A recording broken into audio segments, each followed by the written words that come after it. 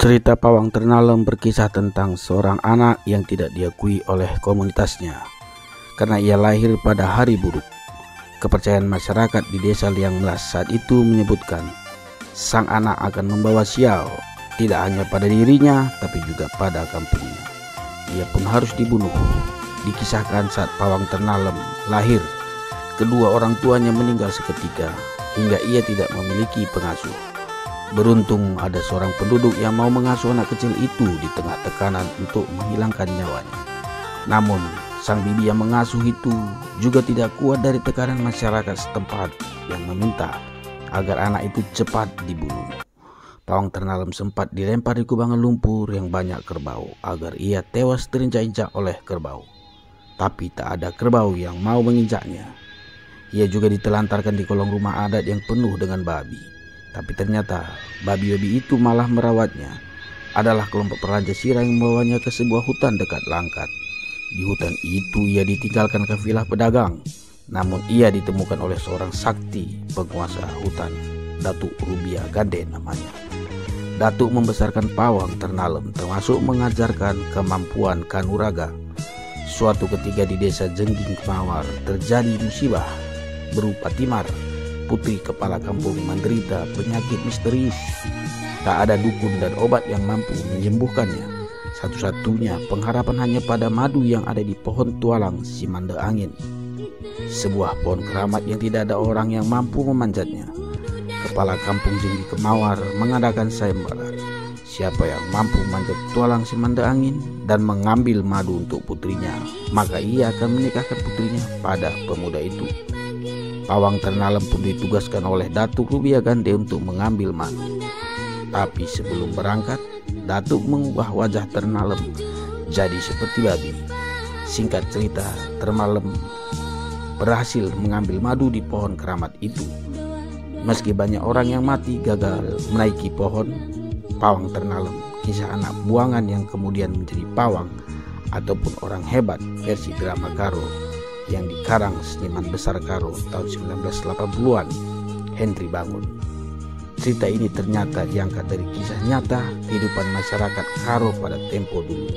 Cerita itu mengisahkan seorang bayi yang dibuang karena ibunya meninggal ketika melahirkannya. Adik mak orang Karo kala itu, bayi itu harus dibuang karena bila diasuh maka akan membawa sial bagi keluarganya. Seperti kisahnya Pawang Ternalem. Kematian ibunya kemudian disusul oleh ayahnya yang akhirnya ia dibuang di bawah kolong rumah ataupun teruh karang. Ia kemudian hidup dan menyusui pada anjing dan babi. Cerita rakyat Karo menunjukkan bahwa kelahiran bayi yang membawa kematian ibunya adalah bayi sial. Bayi ini dianggap pembawa malapetaka atau disebut Tendi Nunda. Kebiasaan zaman dahulu, bayi-bayi seperti Pawang Ternalem ditaruh di sisi mayat ibunya seolah-olah menyusui pada ibunya, kemudian ditelungkupkan sehingga mayat ibu menidisi bayi sehingga ia pun mati. Biasanya hal ini dilakukan secara diam-diam atau biasa juga ditaruh di pintu gerbang kampung sehingga meninggal terinjak rubia-rubia. Bila pihak keluarga tidak tega melakukan hal yang tergolong pelanggaran HAM berat itu, paling-paling si bayi ditaruh di teruh karang. Tragedi itu sudah berlalu ratusan tahun yang lalu, sebelum terjadi pencerahan yang dimotori oleh para misionaris yang datang ke Tanah Karo. Suatu ketika peristiwa ini dialami sendiri oleh pendeta J.K. Westgerden di daerah pelayanannya sekitar tahun 1920-an. Selain sebagai seorang pendeta, ia juga sebagai seorang mantri yang sering mengobati orang. Kalian di bidang kesehatan adalah entry point baginya untuk menarik minat masyarakat belajar tentang agama. Sebab dataran tinggi Karo pada waktu itu sering sekali diserang wabah kolera dan kusta yang tidak manjur diobati oleh guru beling atau dukun. Dalam peristiwa itu yang melihat bagaimana pihak keluarga tidak mengharapkan kehadiran bayi sial itu. Lantas atas persetujuan semua pihak, Westgerden kemudian mengadopsi anak itu, lalu ia beri nama Sangap. Akhirnya beberapa waktu kemudian Sangap pun dibaptis dan terakhir ia kemudian menjadi guru agama.